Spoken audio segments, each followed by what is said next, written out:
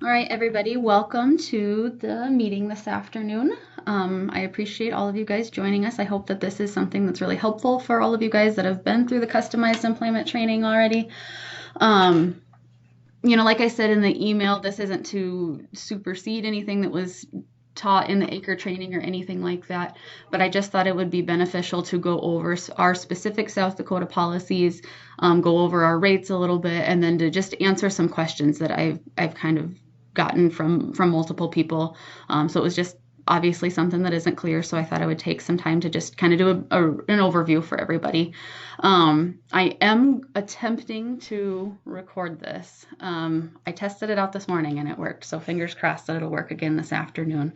But I will be recording this and sending it out as just kind of a training tool or a resource for you guys, as well as documents that are linked in this presentation. I will be able to bring them up just for presentation's sake, but you guys will not be able to open these links because of where they're saved in the state network. So if you're trying to open the links and you can't, don't be alarmed. I will pull each one of them up as we get to them in the presentation, just to kind of clarify and explain a little bit. And we will save any questions at the end. I know I had sent out an email and it didn't sound like anybody had any questions yet, but I will leave some time for questions at the end. I did allow for 2 hours. I do not think this will take 2 hours, but if it does, I wanted to make sure that we left plenty of time for questions. So without any further ado, I will go ahead and get started. I'm going to share my screen. I think I have it shared already, but if anybody can't see the PowerPoint, please let me know.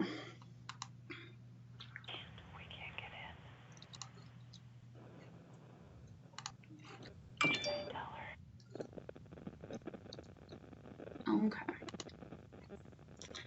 All right, so like I said, the goal is to just kind of go over customized employment in South Dakota, to clarify it for everybody that's been through the training already. So today we're going to go over just the overview of discovery, the overview of job placement and negotiation, because it is a little bit different than traditional job placement. Just some basic information, South Dakota specific information, so that's going to be like our rates and our policy. South Dakota's role in a GRIFFIN HAMMIS study, and then just some additional resources and technical assistance. So again, the overview of discovery and associated services. So the premise of discovery is going into a case with an individual with a no-fail mentality. We're not seeing if the person can work, but rather how they can do things and how we can take the skills that they do have and translate it into work skills. In South Dakota, we're implementing discovery with individuals that are receiving services through community support providers at this time. So very many of the people that we're serving are people who have likely been unsuccessful with VR services in the past, or have maybe never received VR services because it was assumed that they weren't able to work. So, like I said, with customized employment and discovery, we're going into it assuming that the person can work rather than assuming that we have to assess the person's ability to work. So that's probably the biggest difference between customized employment and traditional job placement, is that there is an assessment piece, but it isn't to assess whether or not the person can work, essentially.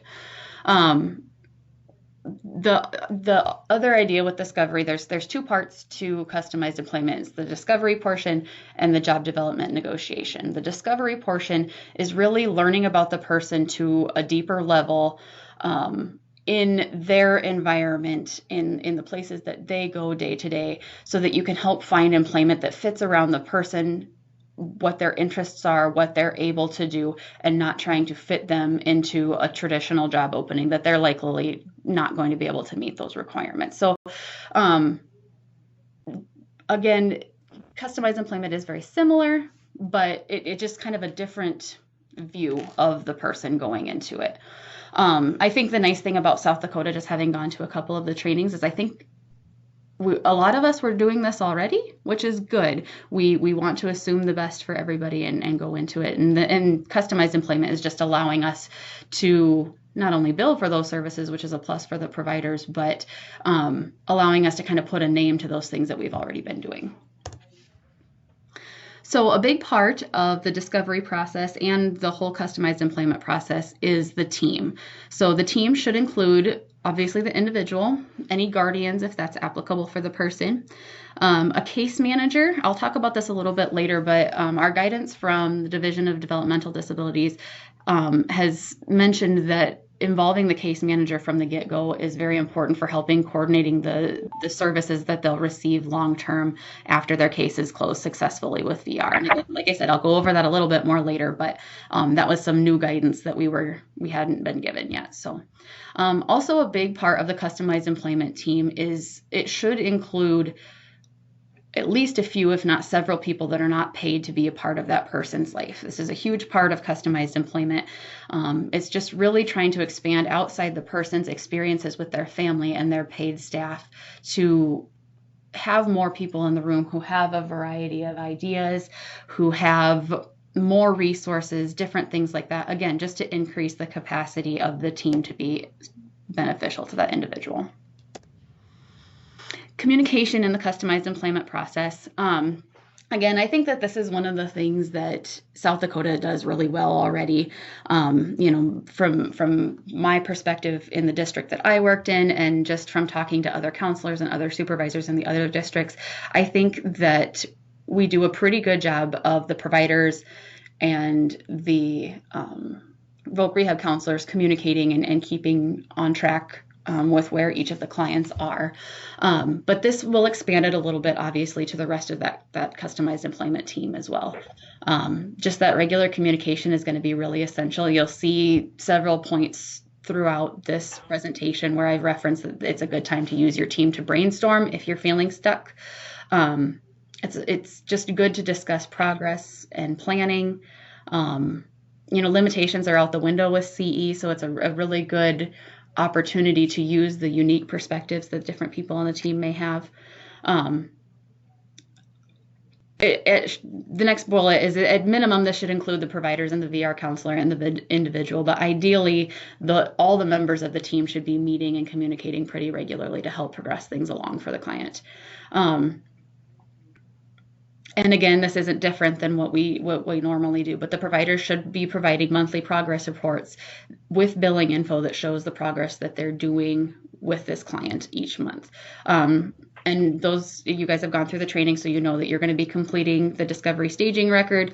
You can just copy the pieces of the discovery staging record that you complete month to month, and that can be what you submit. You don't have to submit a completely different case note, but we just want to make sure that we're having that regular written communication to document progress on the case.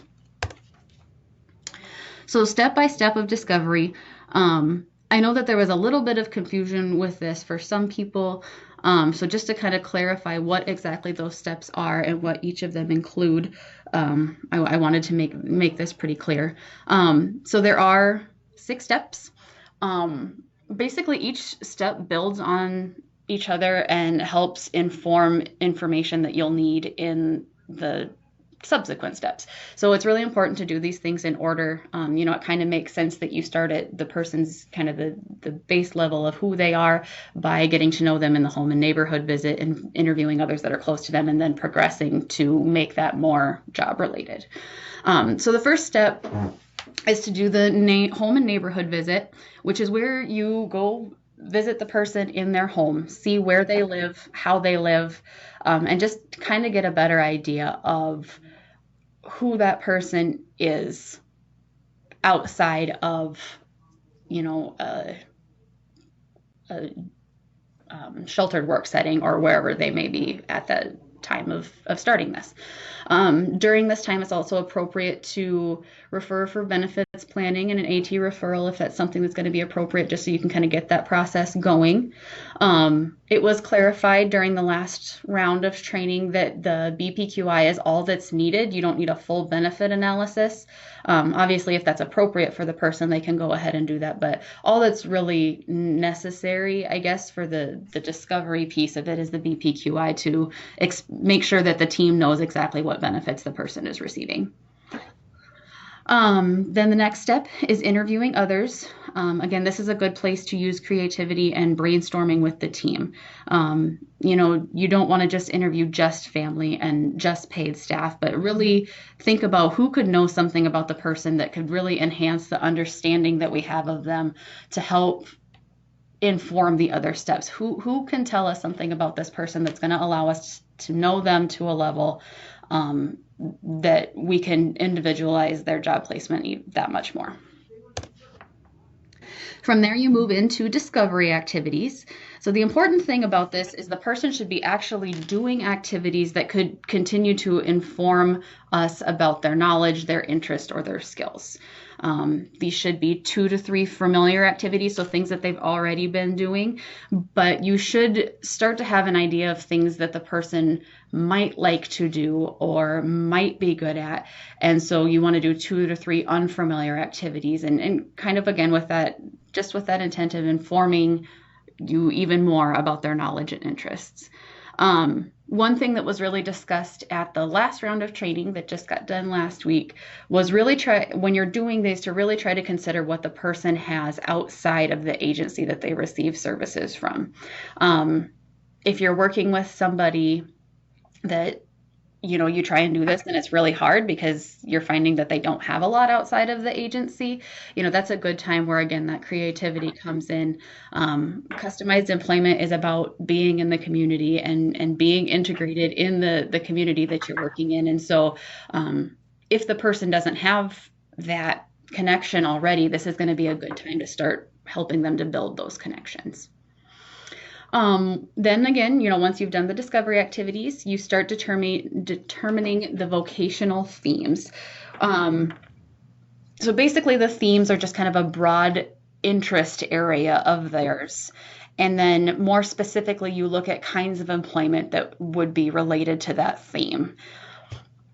And that's outlined a little more closely on the discovery staging record, which I'll pull up a copy of it here soon.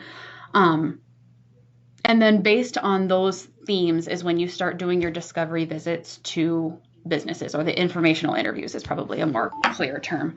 But you do the informational interviews to just gain information about the business, to see what the business needs are, and if the individual that you're working with has already skills or inclinations or knowledge that would fit well with what that business needs at that time.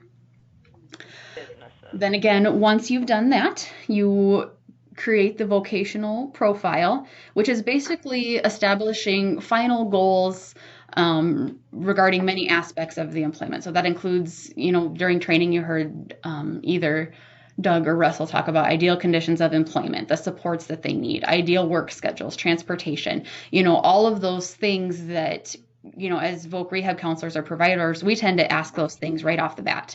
Where for people who are receiving customized employment, we've done all of these other, more personalized activities to help inform those things. Because these might be people that, if we ask them what their ideal conditions of employment are, they might not be able to tell us. But hopefully, through going through this whole process, we're going to be able to make some educated guesses and have that discussion with the individual and their team to have a pretty good idea of what this could and should look like for the person.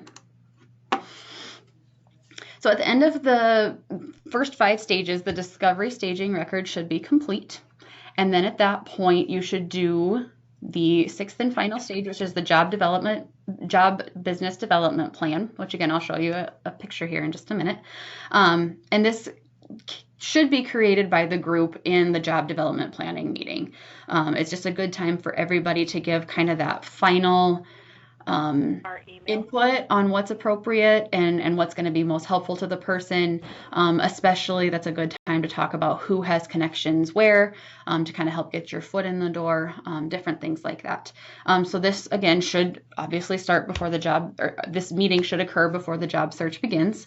You want to make sure that everybody's on the same page and there's a good plan in place for everything before you actually start doing the job searching, which just makes sense, I think. Additionally, the discovery staging record, which if you guys have either done some already or have at least taken a look at it, you'll see that there's a signature page on the last page. That's basically just for all parties or integral parties of the team to sign off to say that, you know, all parts of the discovery process were done. It was done to fidelity, which is a term that you'll hear quite a little, which just means that it was a quality job was done. And that, you know, the discovery process is really complete so that you're able to move on to the next portion, which is the job development negotiation. An optional service that, you know, obviously it's highly encouraged, but is not required for customized employment is a visual resume. This can be completed at any time throughout the discovery process. You just want to be careful to not do it first thing because you want to make sure that you have enough information gathered about the person to help make it as complete as possible. So we'll pull this up here. Hopefully this will work. So this is a blank discovering personal genius staging record, so the discovery staging record. So this is going to be where you document all of the work that you do in each stage of discovery with the person. So, you know, you're going to see that it has some pretty distinct things that it wants you to look at when you do stage 1. You know, it walks you through the fact that you want to do that referral to benefits planning or AT if that's going to be appropriate. Again, a nice outline for how to document the other people that you interview. The nice thing about the DSR is that Jordan. Yes. This is Laura up in Aberdeen.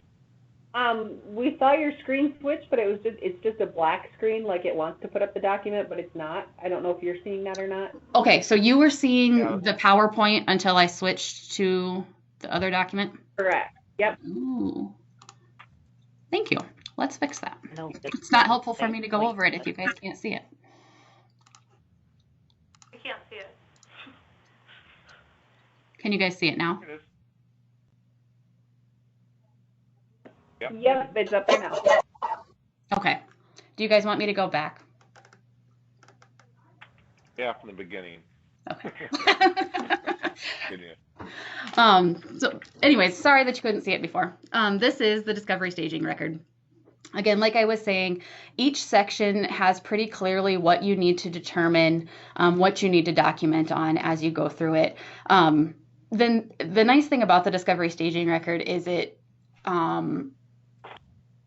really has pretty good instruction. So if you're confused about what you need to do or what is being asked of you in each stage, I mean, if you look at the discovery staging record, it's not probably going to answer all of your questions, but it's going to have some pretty good information to help kind of guide you. So basically, this is what needs to be completed to indicate the discovery process is completed. This is the job business development plan. This is what's done during that final meeting. And then this is just where we sign off on it to make sure that everybody is basically in agreement that it was done well and that we're ready to move on to the next stage. I'm not going to go through this one as clearly. Let me know if you can't see it. I think I have it switched so that you can. But this is one of the resources that I'll send out. This is an actual discovery staging record that was completed by somebody in the pilot group. I want to send this out because it's a really, really good example of the level of documentation that's needed for the discovery staging record and the whole customized employment process. As you can see, it's pretty detailed. It's not going to be just like doing a case note saying I did this with the client, this is what happened. It's really more telling a story about the person. So I would say if you have any questions about how this needs to look, and you know, this is obviously more for the providers, this is an excellent resource to look at. You know, you can just see as I'm scrolling through it, and I know I'm going fast enough that you can't read it, but like just the level of detail that was put into each step, just very, very complete. It's a really, really nice example. And again, I will be sending those out to everybody after the training. So just a couple of additional pieces of information about a couple parts of the discovery process. So for informational interviews, you do informational interviews because of the discovery process of a certain person, but just from a perspective of building relationships with the business and continuing to keep them engaged in not only the customized employment process, but also just with VR services in general. It's a really good idea to look at those informational interviews, not just for part of the discovery process, but as a business contact. So making sure that you get name, contact information for those individuals that you speak with, maintain the information that you get, and try and, if it's appropriate, maintain that relationship with the business. You guys have to work, the providers have to work with businesses all the time. If you're going to take the time to meet with a business to do an informational interview for a client, you might as well make the most of that business contact that you've made. There has been some question about how involved the voc rehab staff should be in the informational interviews. And I know this is kind of a wishy-washy answer and not always what people like to hear, but it's kind of optional based on the situation. It's really just determining if it's appropriate for the client, if it's appropriate based on the relationship with the business. If the voc rehab counselor is somebody who has that connection with the business, it's probably appropriate to keep them involved. You also want to keep in consideration the location and the space of the business. If you guys are going to be meeting in an office and it's super, super crowded, it's more important to have the most important individuals in the room. There's also kind of an aspect of having that sales knowledge and that using that business language, which again, I'll talk about a little bit more down further in the presentation. But this isn't typical for us as human service providers. We want to talk about the touchy-feely things, and we want to talk about how good it is for the person. But the truth of it is, especially when we're looking at the level of coordination that's going to be required to, basically carve a job for the individuals that we're talking about providing customized employment for. You want to go in speaking the business's language, essentially, which is having some of that sales knowledge and some business knowledge, which, again, I will talk about later, but that's where we can involve some of our business specialists and some of our other business staff to help kind of give us some information when we're stuck on those things. This is a resource also that Kim Ludwig, the DRS business specialist, created. She just went through the last round of training that we did. Just a nice group of questions that can be used for those informational interviews that, again, kind of already use that business language and keep it focused on that improving the business and how the client can improve the business to help kind of avoid falling back into that trap of, this is us providing our services and our acronyms and things like that. So this is a really nice resource that she agreed to share with everybody. The visual resume. So like I said, this is an optional but highly encouraged service. The minimum requirements are that the individual's 3 themes with description of why that is a theme for a person, the important to and needed supports, at least 3 pictures taken throughout the discovery process, quotes from references, and you can use like a format similar to a 1-page profile. That is the minimum that you should do to be able to bill for that service. Obviously, you guys have seen some examples in different trainings that a preference is for a full presentation. Either, we did PowerPoints at the last one, or Doug shared several videos of resumes that he had done or been a part of. So obviously something like that is more preferable just because it gives more information about the individual. Again, a good time to get input from the team on what could be elaborated on, what's missing, again, just to make sure that it's as full as possible. So this is not a great example, but it has everything that includes the bare minimum. At this point, I didn't have a sample from a client that I could use. So I did a sample resume on myself, so please be kind when you look at it. But again, very, very similar to a 1-page profile. I'm sure this looks very familiar to a lot of you guys, but just making sure that it has the essential points of the pictures of the individual doing work, some information from their references talking about the good things that person could bring to the workplace, supports that they might need, and then the employment themes and why those things are important to that person. And again, I will send that out as an example.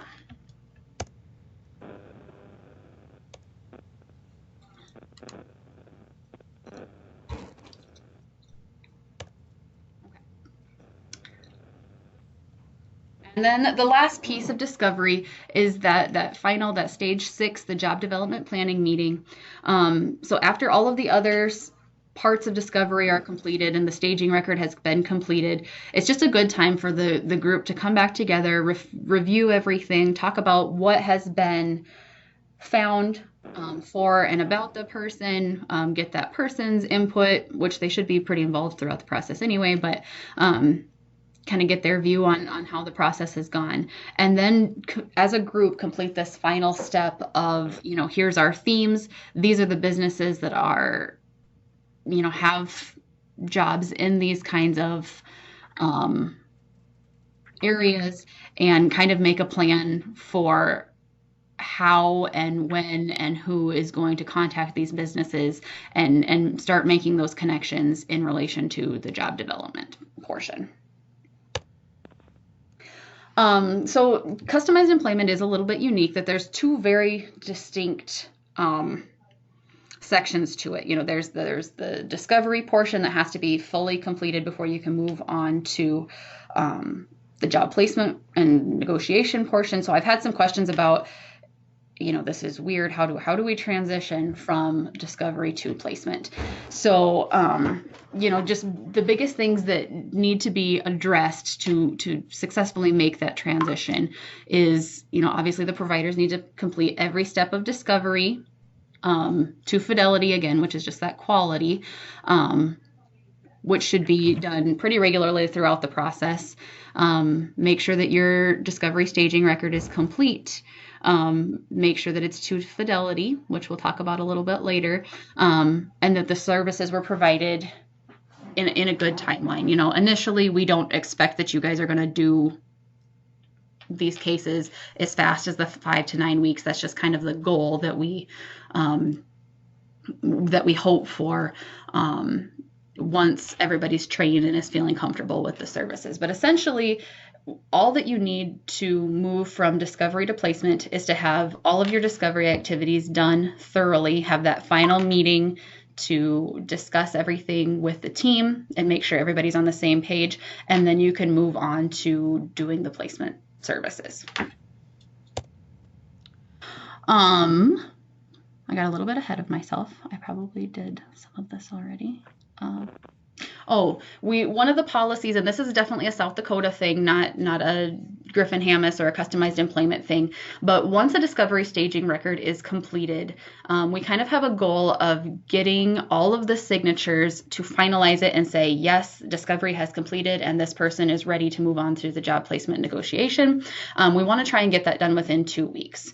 I think it was emphasized in some trainings more than others, but in customized employment, time really is of the essence. There's a lot of stuff that needs to get done, but it's really easy to let things just drop off if there isn't pretty continuous progress. So we kind of put that 2-week time frame in there for getting those signatures, again, just to make sure that things keep moving pretty quickly.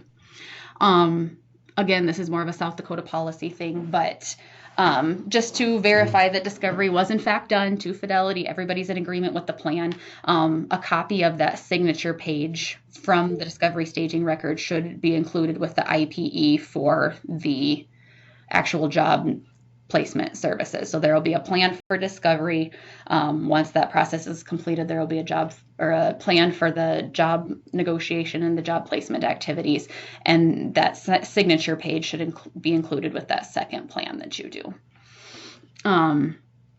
Again, and this is part of the reason that it's important to be regularly communicating with the voc rehab counselor and just the team in general, is that really you should not move on past discovery if there's even one section that the team feels could use a little bit more work. So just, again, reinforcing that need for communication.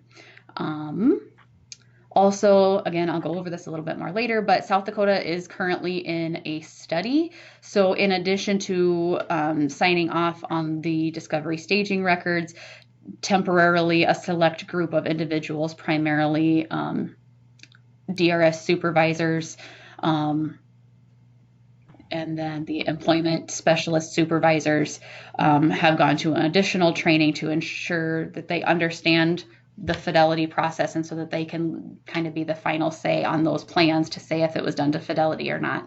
And then there's another document that they're submitting. Again, I'll talk about this a little bit more, but that is a portion that we're doing right now that won't be an aspect of discovery forever. All right, so again, once the discovery process is all done, signatures are done, everybody on the team is comfortable with the discovery process and what was done there, we're ready to move on to job placement, negotiation, and development. So things that are good to have a plan for prior to the job starting, and I talk about this before we even talk about the other services, because I think, and I think some people have experienced this already, that, you know, once you've done the interest interviews with the businesses, once you started talking to businesses and brainstorming different ideas, I think there will be some cases where the job planning or the job negotiation and placement portion goes pretty quickly because of the connections that you made through the discovery process. So in addition to, you know, doing that second plan and preparing for job placement, some things that you want to make sure that you have is, again, obviously the discovery staging record that will continue to inform you know, choices and information that is needed throughout the job placement process. There should also be a pretty firm plan on how and when our VR services will be fated. I mean, obviously that it could change, but there should at least be a plan for how that's going to be handled by the team. And there should be an ongoing support plan. Obviously, these are all individuals at this point that are receiving services from a community support provider. So they'll have those long-term supports through their DD funding, whatever that may be. And again, this is a good time to involve the case manager to help clarify what those services could look like long-term after their VR case is closed successfully. So with customized employment, the job placement process, and I use placement, I'm trying to be better about it, but I use placement because that's what I'm used to, but it really is job development, negotiation, and customization. It is different than traditional job placement. It's probably the main difference in placement for the CE process, because you're not just finding openings and putting people in openings. For a lot of the people that we work with, that's fine. They're just looking for a job. They're able to meet the demands of different openings that are there. But the individuals that we're going to be serving through customized employment are most likely not going to be able to fit those job openings that are out there, but rather it's called the job development, negotiation, and customization, because we're really looking at finding a job that fits the job seeker where they're at, rather than trying to fit them into a bubble that was created by a business or whatever. So kind of just looking at it backwards than traditional job placement. Other options that should be looked at during this time, if they weren't already brought up, are self-employment for the client, which I'll talk about a little bit more, as well as resource ownership, which again I will talk about a little bit more. You know, part of this is too, there is, you know, job placement services with it. We also provide job maintenance services, which look very similar to traditional supported employment job services. And then again, like I referenced, those long-term services once VR is closed. So it starts with a job development, negotiation, customization, and then this is kind of the progress that the services go through. So that slide was a little confusing, but I wanted to make sure that was outlined. So also with the service of job development, negotiation, and customization, and this is again where customized employment is a little bit different, is there's a lot more focus on the employer as a big part of this process, and really wanting to find that mutually beneficial situation for not just our job seeker, but also the employer. I think, again, we're human service professionals. We serve our clients and our participants, and traditionally that's what we've done, and they are our customer. But because of the level of involvement that's going to be needed from the employer to carve a job, and not only carve a job, but to carve a job that's going to be successful long-term for this individual, the employers just has to be more involved. And so, viewing them as somebody that needs to be supported just as much as a job seeker is a pretty important part of this process. Again, job providers should avoid job openings. They should use different strategies to help identify business needs and help determine how their job seeker could potentially help meet those needs. You should look at negotiating job duties, helping the job seeker and the employer create a unique job description that, again, meets the needs of the job seeker and the employer and helps meet those unmet needs, and create an informational relationship with the business and a professional or a personal relationship between the client and business. And kind of what I mean by that is, again, traditionally, and I think it's a wonderful, wonderful thing, but I think that a lot of our providers are really, really excellent. You guys are good at what you do. And so when things go wrong, the businesses call you because they know that you'll be helpful. With these individuals, we want to make sure that, again, just because of the level of need that these people are going to have, that we have given the business the tools to try and help work that out and coordinate it with the individual first. Again, so not that you shouldn't have a good relationship with the business as the job coach or the VR counselor or whatever, but you really want to work on creating that good relationship between the client and the employer or the supervisors or their coworkers. Again, just kind of trying to build those natural supports, build those up more, because we know that these people are probably going to need those for their work to be successful. Self-employment, I know I mentioned that before, definitely a very viable option for individuals receiving customized employment. They should meet the same expectations as integrated employment. They should be driven by the job seeker's interests, needs, and goals, not the market. Again, talking about natural supports, and, with these cases, we'll probably have to be a little more creative about how to get them the assistance that they would need, as far as bookkeeping and managing things like that, if that's something that the individual isn't able to do. And just, again, taking a little bit different look at self-employment. You're not looking at the management aspect of the business, but rather the individual's ability to create and do an individualized service to meet the needs of a business or to meet a need of the community that they live in. Again, this is a really good place that if you're looking at self-employment, to use information from Discovery to help create that business plan. And if self-employment is something that the team has felt is appropriate for the individual, you would just follow the DRS SBVI self-employment processes at that point. Another thing that was talked about quite a little more so during this round 3 training was the use of past plans to assist with self-employment. I'm going to just be really honest. I don't know a whole lot about past plans. I've never done one. But I think that there's a lot of really good ways that a past plan could be beneficial for somebody looking at self-employment. And so if you have an individual that, again, is looking at self-employment and you feel like a past plan might be appropriate for, that would just be a good time to get in touch with your benefits counselor that covers your area. And that's something that they can help kind of walk you and the individual and the team through. This one is a little tricky. I would encourage you, before you do any of these things, to visit with your district supervisor or myself, just to make sure that we're good to do this. So situational assessments, employment skills program, DLR work programs, all of these things can definitely be done as part of the customized employment process, It should be reviewed with the team to determine the appropriateness of service.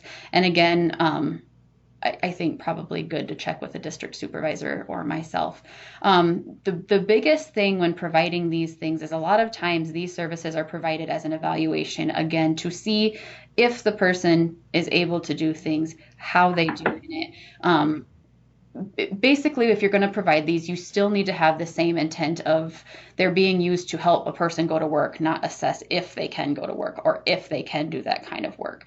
They're done assuming that they can, and this is just a way to kind of help get their foot in the door. So again, if you have questions about it, definitely ask. This is one that I anticipate that we'll have questions on, but I did want to put it out there that these things are an option at this point in the customized employment process. You just have to be careful about how you use them. So once, the whole negotiation process has happened and a job placement is actually established, the person is working, from there, the case looks very similar to any other case. We're going to provide job coaching as needed, follow along as needed, and then other miscellaneous supports, as far as, transportation for the first couple weeks of employment or whatever other miscellaneous services the person might need. So really, once the person is placed, it looks pretty similar to a traditional VR case. And a good time to, and I should have put this on the slide and didn't, but this is a good time to kind of revisit those plans that you had talked about at the beginning, as far as, how are we going to fade? When are we going to fade? And start really narrowing down what those services after the VR case is closed successfully are going to look like for that person to make sure that their job continues to be successful.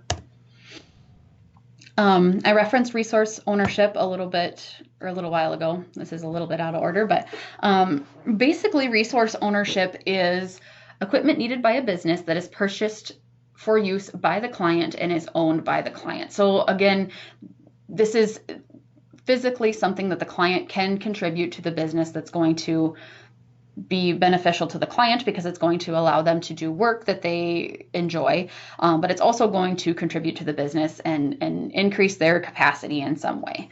It works very well for highly unique circumstances. One of the things that was referenced at this, again, just this most recent training, was that you want it to be kind of a specialized thing. You don't want it to be a piece of equipment that everybody has. Having a car is not a specialized piece of equipment because lots of people have cars, but it's more those unique things that not just everybody on the street has. I did list some potential concerns and ways to kind of overcome those concerns. Those were just specific things that we had talked about during the training. The business is going to be concerned about the costs. What am I going to do if the person leaves? Who's responsible for maintaining this? What happens when the equipment needs replaced? And those are just all conversations that need to happen. They're going to be very individualized depending on the business and the individual and the equipment and the circumstances. So that's just something that'll have to kind of be negotiated at the time that this is figured out. And below the ways to overcome concerns is, again, just some talking points to talk about and help remind about the benefit of bringing that in and bringing the conversation back to the benefit that it's going to have rather than the headache that it could potentially cause. Post-employment support and retention. So again, we assume at this point that clients receiving customized employment are going to need long-term support in some way. And again, at this point, it will be long-term funding through DD because they're all receiving services through a CSP. So, again, that's where we want the case manager involved to help kind of negotiate what their waiver services could look like to help support employment. Depending on the situation and if it's appropriate, just like any other case, VR would be able to provide post-employment services. The exact way that this is going to look with DD is still being kind of talked about. DD is going through some changes too, so it's hard for them to give exact answers. But the best thing I think that we can do as voc rehab counselors and providers at this point is to just make sure that those case managers are involved, that are going to be continually updated on what those changes in waiver services are going to look like, and they can help us kind of guide that process so that we make sure that the client's case isn't closed with VR and then nothing is happening to help them maintain their employment and be successful. So again, hopefully this will be something that'll be clarified over time. But at this point, the best way to kind of figure that out is just making sure the case manager is involved. At the end of the case, a plan for sustaining employment can still be completed so that the provider can provide that ongoing follow along that way. And again, the post-employment services can be provided just like for a non-CE case if the need arises. So this is South Dakota specific information. So this is going to be a little bit more specific about our policies and our rates. So I'm not going to go too much into this, but obviously there's a lot of parts of customized employment that go hand in hand very well with PCT.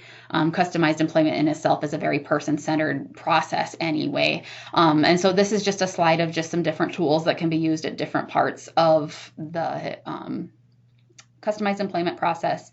And these can be submitted as part of the documentation that you do to just kind of inform where you're getting your information about the discovery activities or the activities that you're doing during the job development process.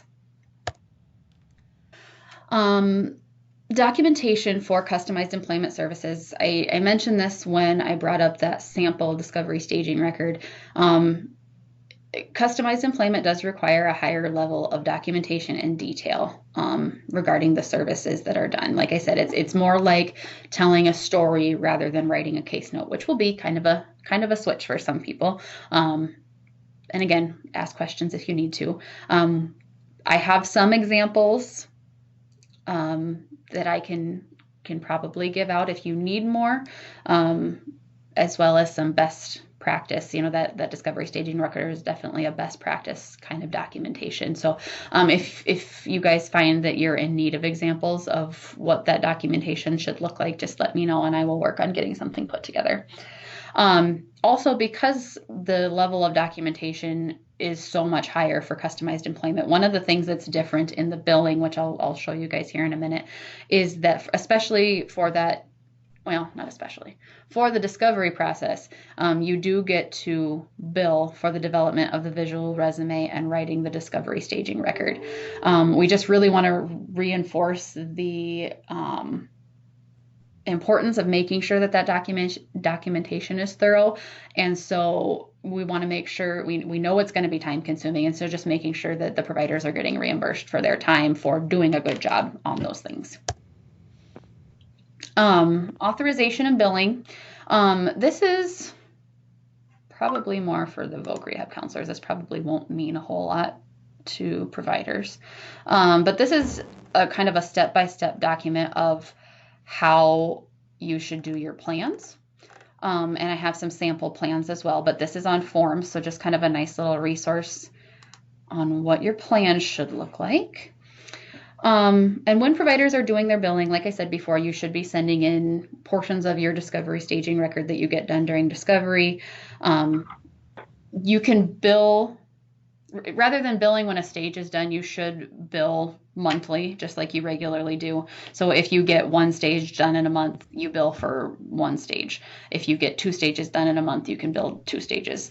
So just again, to kind of provide that consistency. Again, the DSR doesn't need to be, the full DSR doesn't need to be sent every month. You can just copy and paste it into your narratives that you already send to VR.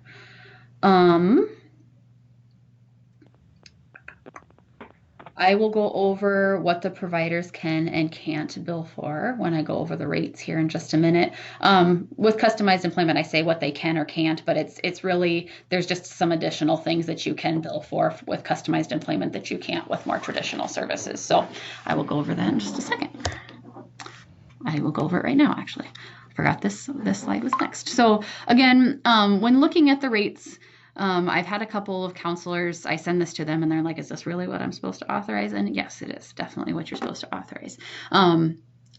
Our conversation with this is, and what our thinking was when we set these rates was, we know that customized employment is time consuming and we want to make sure that providers are reimbursed appropriately for their time.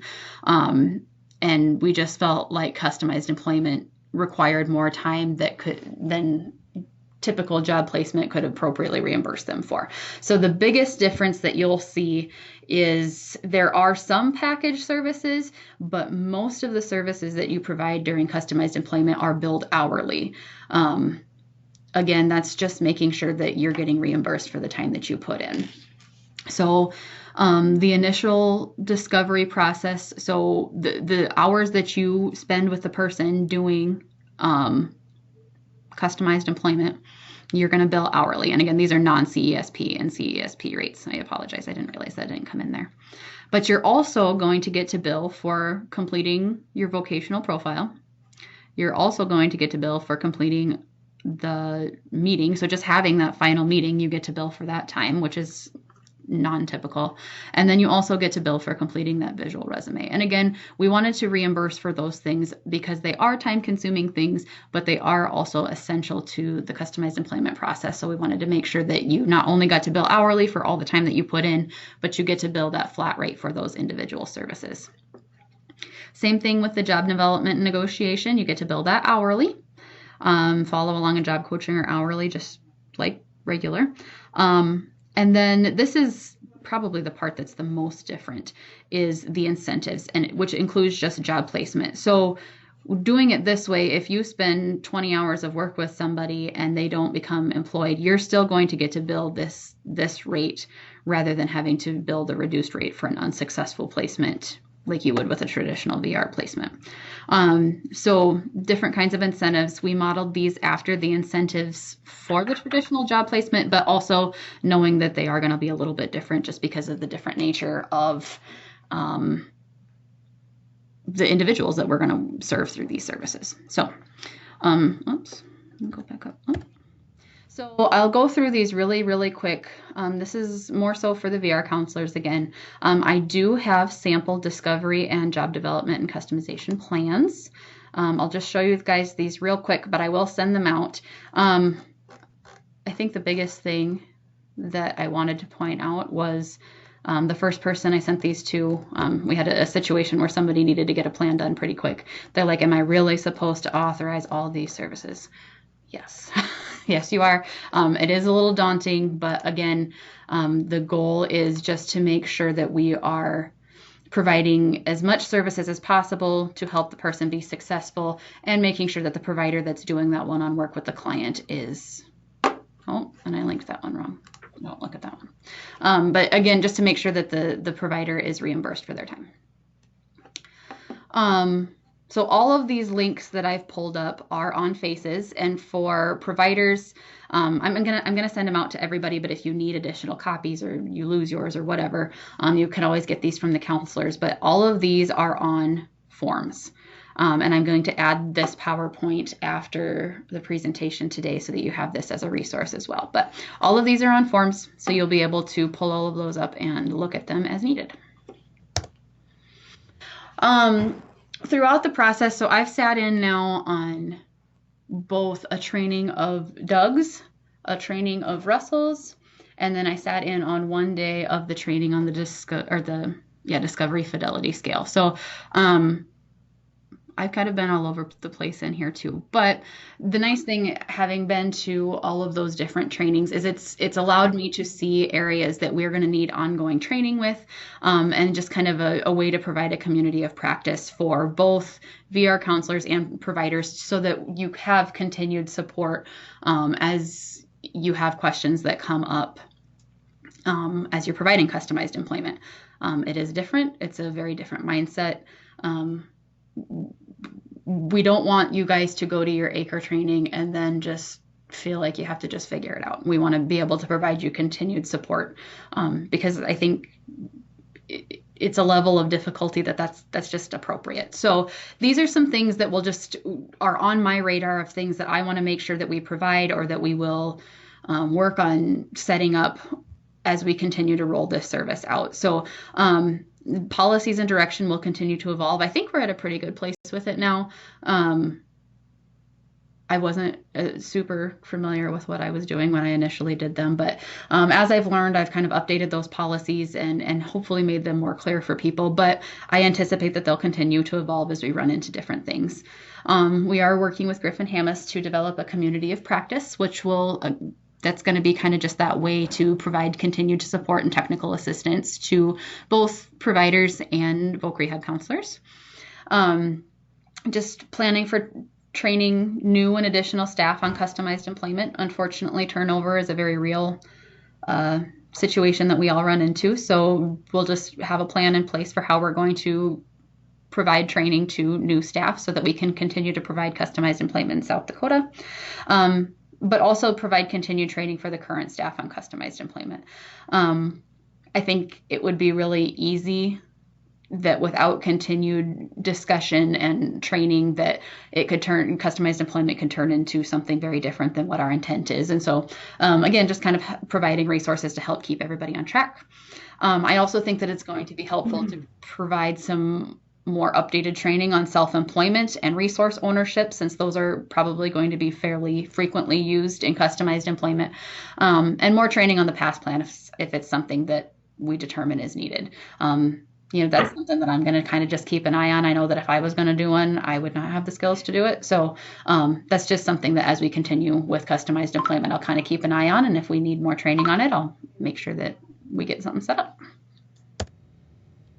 I referenced this clear at the beginning of the presentation. So South Dakota is currently part of a training or a research project that GRIFFIN HAMMIS is doing. And the goal of it is, right now, customized employment is more of just like a best practice kind of service, and they're wanting to make it and, provide the resources to make it an evidence-based practice. So fidelity is discussed a lot through the discovery process. We're going to hear it talked about more in the job development and negotiation process. Again, fidelity is just making sure that things are provided the correct way and so that a quality service is provided. So again, the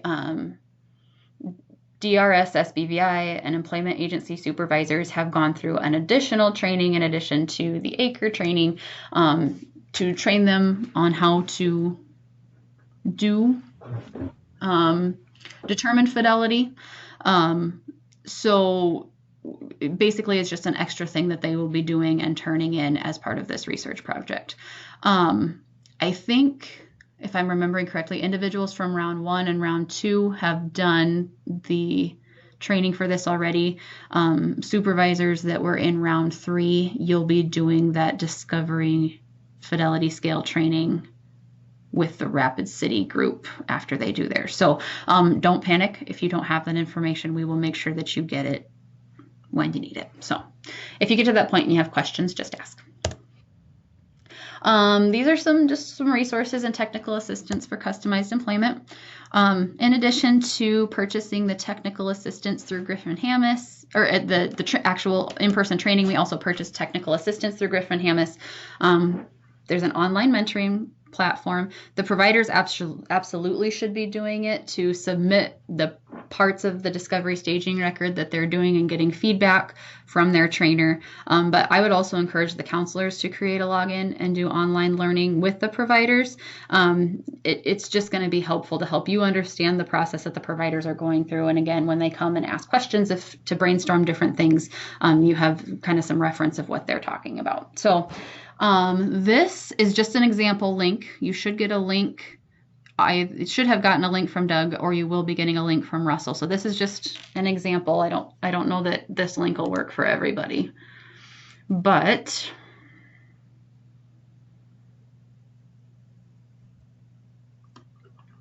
basically you'll just get sent a link that takes you to this page, and you register to become part of that online mentoring group, and it takes you in there. So it's a really easy registration process.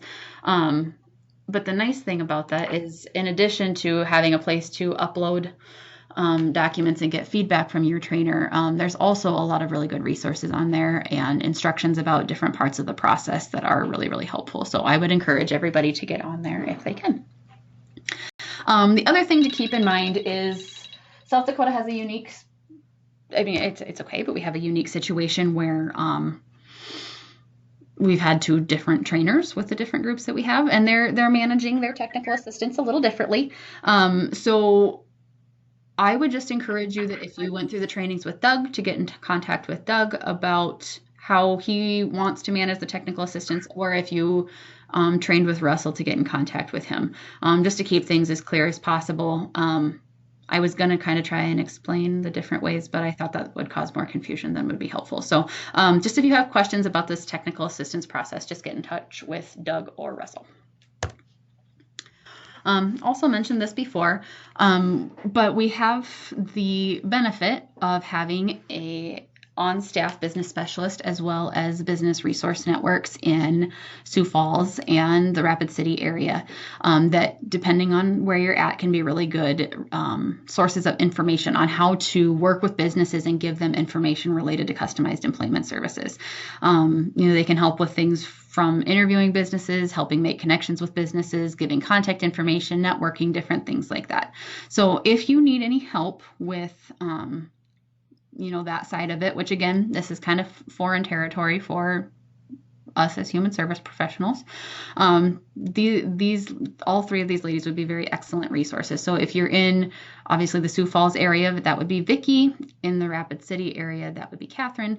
Everywhere else in the state, you can contact Kim, our on-staff business specialist, and their contact information is there.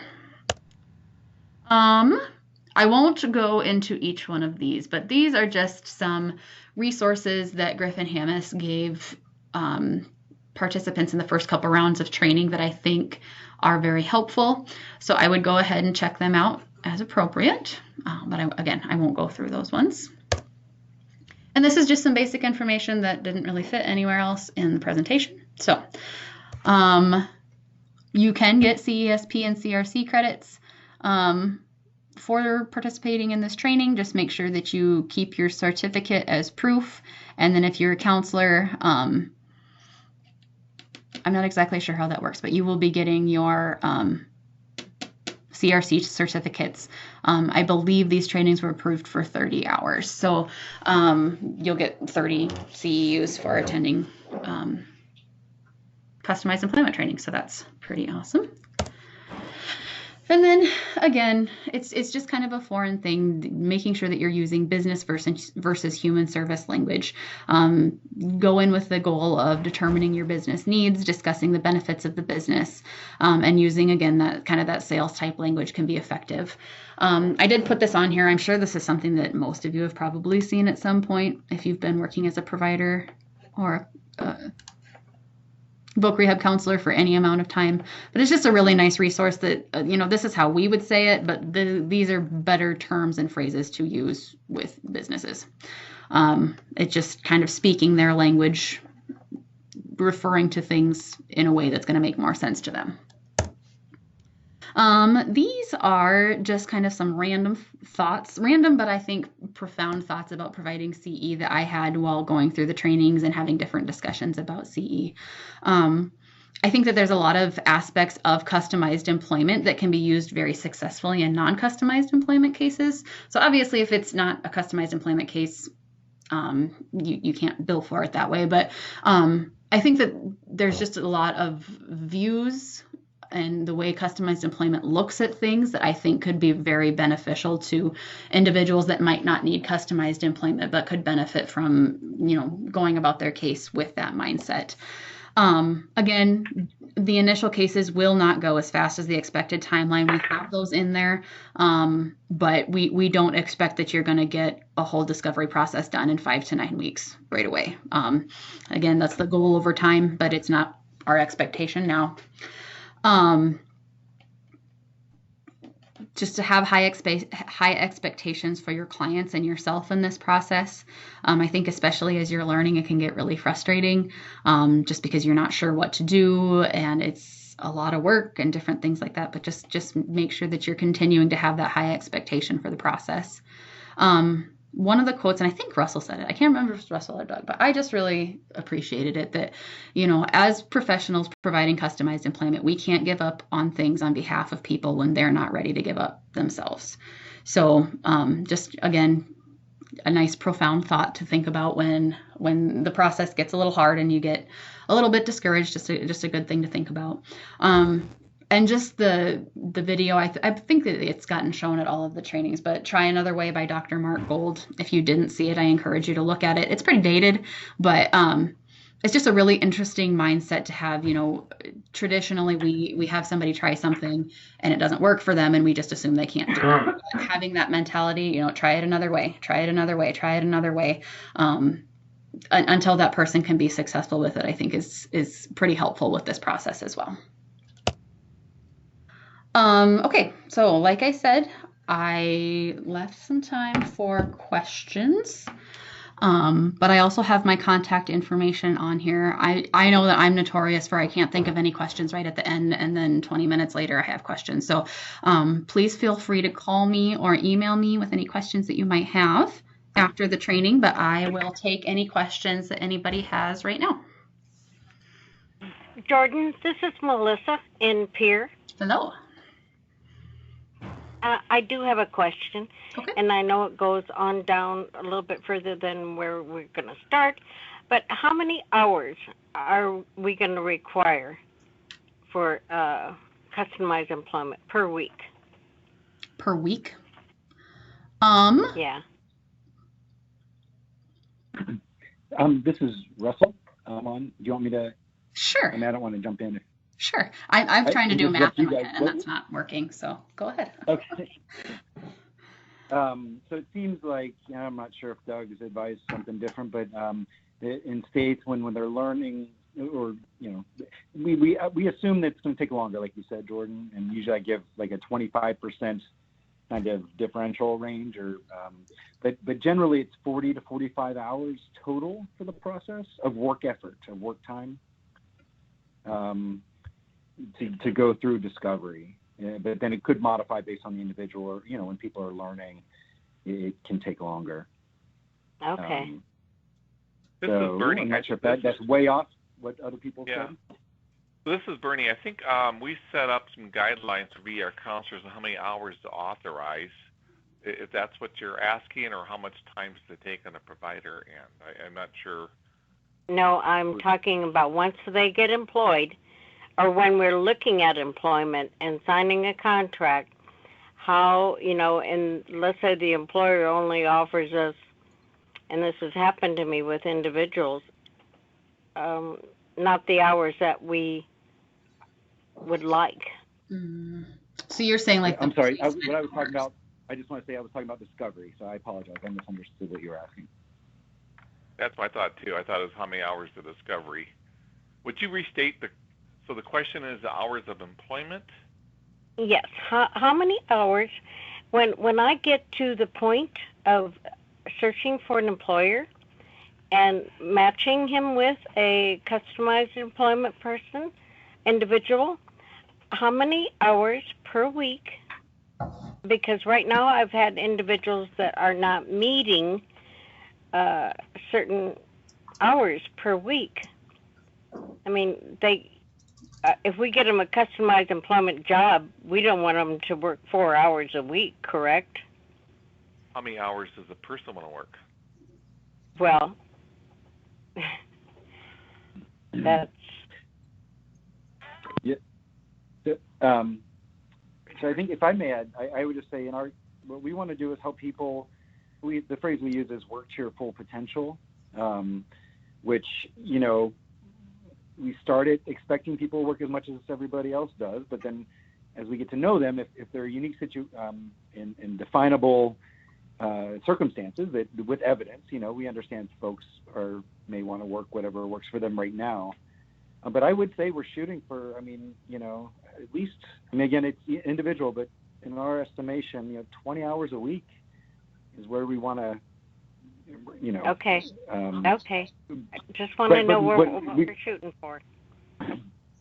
Yeah. And again, people start, like I've worked with folks, one of the examples I gave during the training was, let's say nobody's, like the person you're working with has never worked, and they're not been doing much.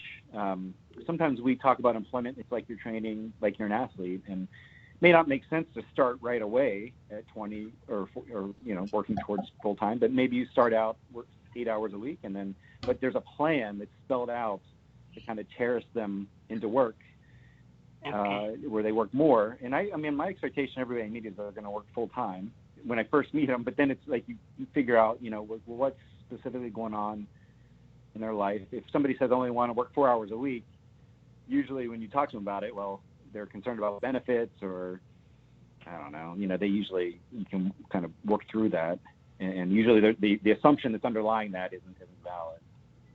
But yeah, we don't. Okay. The goal of what we're doing is not 4 hour a week job. So, You're looking more towards 20 hours a week. I would just say, I mean, that's like a, potential, sorry. or at least to optimize their potential. Like if we've got one Yeah, person yeah. who's already working 15 hours a Yeah. week, we don't want to put them in a competitive job that's going to cut it down to 4. Yeah, I would makes just, yeah, I think full, yeah. So full potential. I mean, I just think I think that phrase, again, I know it's a bit artful, but it I think honors individuals' difference in circumstance, and we understand not everybody's at the same place, or whether they're dealing with medical issues or just fear, So I think that's part of the negotiation too, is that, well, mom says they can only work 5 hours a week, and so it's like, well, forever, and if we go through this process and we get information. Right. And you learn, well, hey, maybe you can start at 10 hours a week, but let's have a plan, or maybe you can negotiate where you start higher. But yeah, I think just 20 hours is always, I mean, that used to be, I think, a supported employment goal at one point back in the day. If somebody says, I want to work less than that, you just have to question. There has to be something going on. Usually Okay. they're making that decision based on bad information. Okay. So, All right, you answered. Thanks, Melissa, and thanks, Russell. but Bernie, did you want to say something about discovery and how much time? I apologize. I may have misspoken or. Well, yeah, I thought it was the question on discovery to start with, and you were right. You had an estimate of 40 hours, and I think that we provided guidance to counselors, and maybe it's on that sample IPE to how many hours should authorize for the various stages as guidance. I mean, we always most of our units are billable of hour units or whatever, but some are some incentives or packages situations. I believe the guidance that we gave to counselors is to start with 30 hours on the plan. So 30 hours of discovery, 30 hours of the job negotiation and whatnot, with the understanding that more can be provided if needed. So these will be, just clarifying, this will be on the packages as billable hours? Yes. They're not a package service, but it'll be on your authorization as a billable service.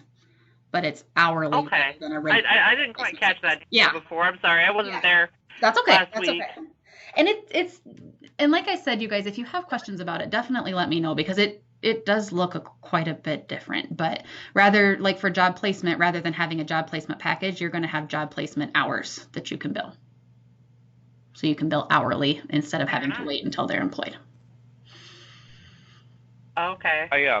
This is Bernie. I recommend that on our website is a service description for VR providers. It does get into description of these categories. Yes. Yep. I think I have that packet here too. And it's always on our, we put updates on our website, so we should always check our website. On the left-hand side, there's like provider resources, and that's where we update that document every so often. Okay. Well, thank you. Yeah. Does anybody else have any other questions?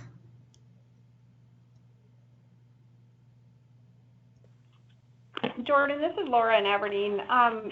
Couple questions quickly of the technical assistance you mentioned from Russell.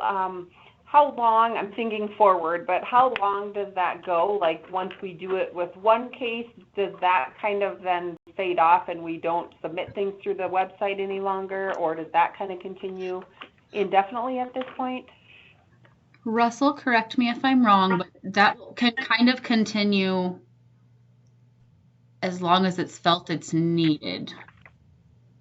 Am I wrong in saying that? No, yeah.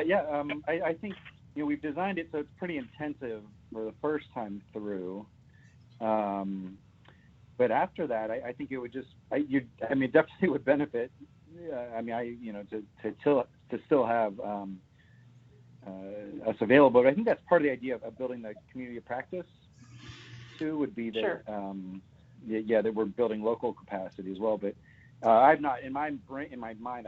I'm available however long you need me, but we priced in using our web, as you'll see when I email out the websites, the fieldwork practicum sites, that's pretty regimented, pretty straightforward.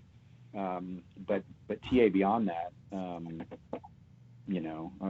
available as needed. I don't know if it makes sense to have something more formal in place, but I don't know if that answers your question. But definitely, once you're done with the first person, you're still going to need some support, and definitely we're available for that. I just think what we want to try to do is, and that's what the community practice, what we're learning in a lot of states is that what happens is eventually, right, we're going to leave, and that should be, or at least our presence will diminish. We have to find a way to transfer that knowledge, the mentoring and technical assistance to y'all, and figure out a way to build, South Dakotans, offering that. And we're still trying to figure that out all over, but how that specifically works, and it depends based on your need locally. But in the interim, Doug and I are available. Okay, thank you. And then my other question, go ahead. I was just going to say, I just think there's, at some point, VR, y'all are funding the service, so obviously it's at some point, and I think it takes a few times to go through it, just so you can realize like what's quality, what's not, give people feedback. But there's just a limit, I think, in terms of, like, let's say somebody needs some help in the field, so to speak. I think our VR is not set up to be also a technical assistance center where you can go out and kind of walk people through the process. I think sometimes, just telling people this isn't right isn't going to be enough. So hopefully through this process, you'll identify what's quality and what's not. But then there's the second step, which is, if people are doing great work, that's awesome. Great, let's keep moving. But there are going to be folks who need some retraining, and then what do you do for those folks? Does that make sense? I don't know if that's too much. Yeah. Nope. Okay. My second question is probably for like Jordan or even Bernie. When it comes to like the providers and who's eligible to bill for providing the customized employment, like the discovery stuff and the reporting, am I understanding it correctly that provider would have had to finish the 40 hours of training? And I asked this for like one provider that went to part of it and is going to finish in Rapid City, and then thinking of if we had any staff turnover in those agencies, how that would look if they kind of come at this as a team approach. So we have it set up. Jordan. The goal was for providers to be ACRE certified, which means that they went through all 40 hours of training to provide customized employment. I would stick with that as the answer for now. I did get an email from that provider, and just to kind of fill you in, Laura, what we had discussed is because her coworker will have the ACRE certification to just work very closely with her. It sounds like they work together quite a bit anyway, and then that's billable. But I would say for the most part, we want people who are billing that service to be ACRE certified completely. So I know we're going to run into some issues with staff turnover and things like that we can just kind of take on a case-by-case situation, I would say. But for the most part, we want people to be ACRE certified. Yeah, this is Bernie. We did allow providers to bill while they're in part of that training, but yeah, long term we're wanting to where they're ACRE certified, and even for the right now current situation to where they've gone through our on-site training. Eventually, year or two down the road, 3 years, we may look at bringing more in-person training. We may also consider the online ACRE training, but right now we feel it's really important to have the in-person training where the VR staff and the providers are working jointly onto this and develop that teamwork approach to having successful cases.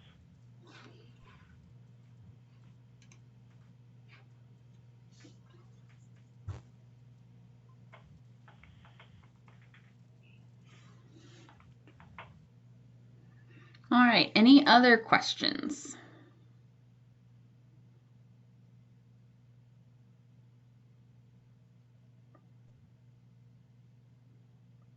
Okay.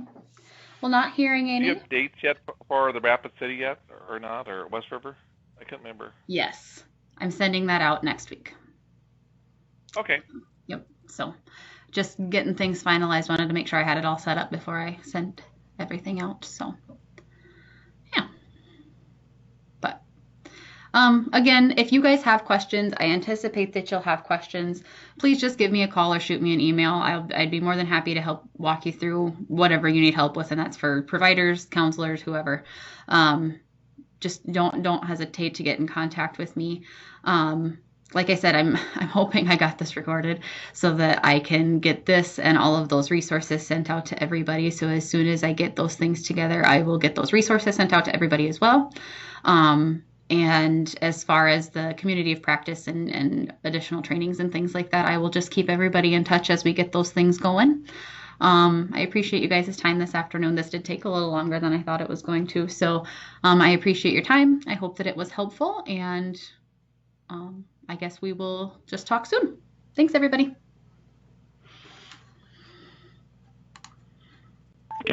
Thank you.